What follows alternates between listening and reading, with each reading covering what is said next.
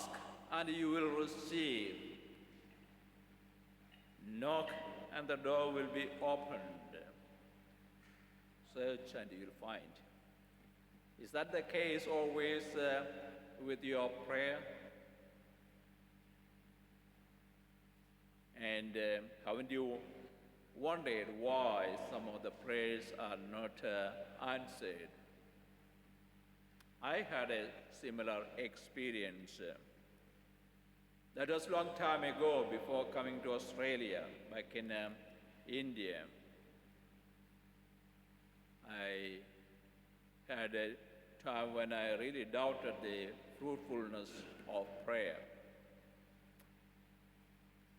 As a newly appointed parish priest, with all that enthusiasm, I went to this place to start a new parish, which I was commissioned to. The problem there was that there was no facility to have church services or for me to live, but that was okay. I was prepared for it. But what shocked me was to find out that people there lived on marijuana crop and illicit liquor making and drinking was another concern. I knew that I had a great responsibility there. As the pastor, I couldn't satisfy myself or anyone with just celebrating the masses and dispensing the sacraments.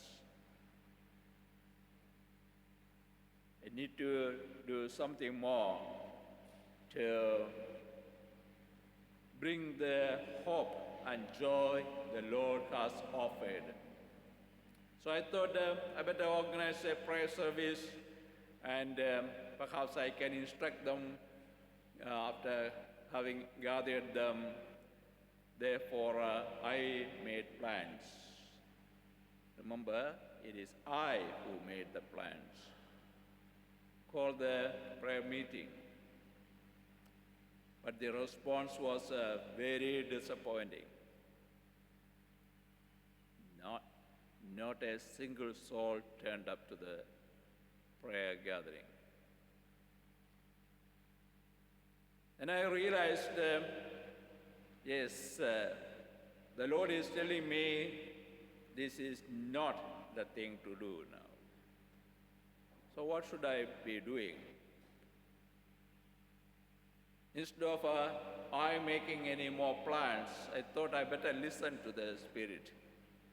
Therefore, I started a meditation program, about 20 minutes or so, sitting in meditation before each day's Mass, and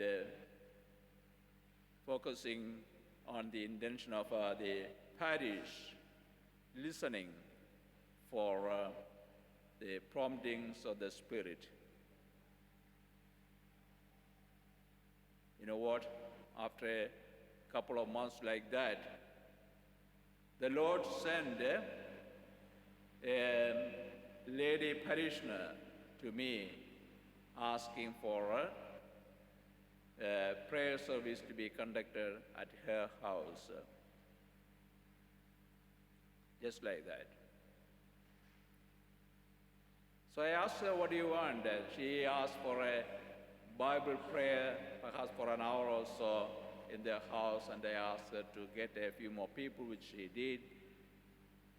So we read Bible, commented on it, sang hymns, prayed intercessory prayers. More people asked for it, so it became a chain reaction. Within a few months, a miracle happened there. The marijuana cultivation started to disappear. So did the illicit distilleries. A tremendous atmosphere of hope and joy started to build up, don't they?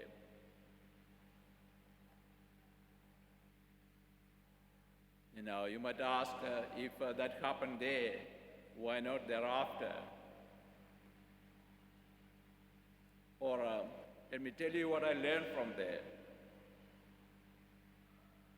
What I learned from it is that when I first announced the program, it was my program. As if I had the answer. But when I listened to the Spirit, then the real prayer happened, the true prayer happened, and that became very fruitful. But mind you, I had to be persistent in my prayer. And that brought a reward.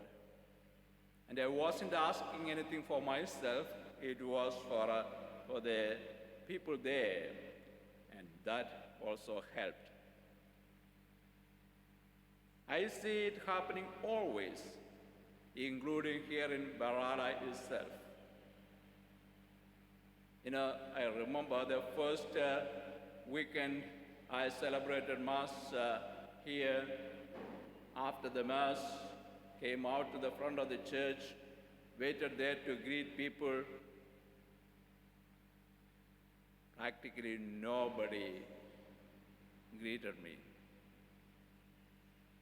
I was too oblivious, as if I was oblivious to people. They all shot out, went home, just like that. The other issue was the church roof was leaking profusely. There were buckets everywhere. But the parish fund and other resources we had was nowhere near enough to address these issues. I knew I had to pray. So I persistently prayed for you, prayed for the parish, and the miracle happened. Now Barala is one of the most friendly parishes. How do I know?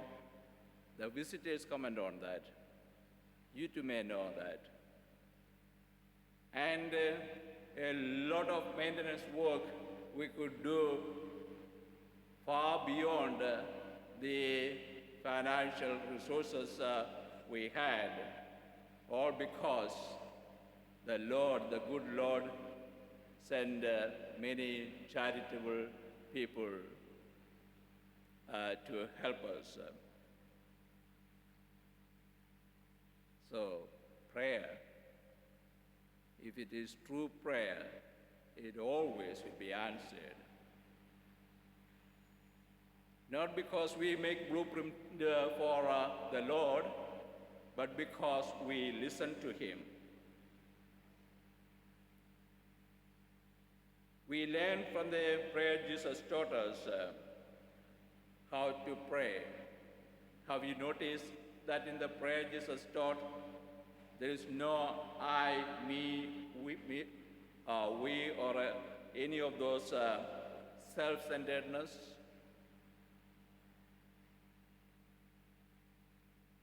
It is all about the Father and others. Father, may His name be held holy. And then it's about forgiving others so that our debts also will be forgiven. We just want to be fed with enough nourishment.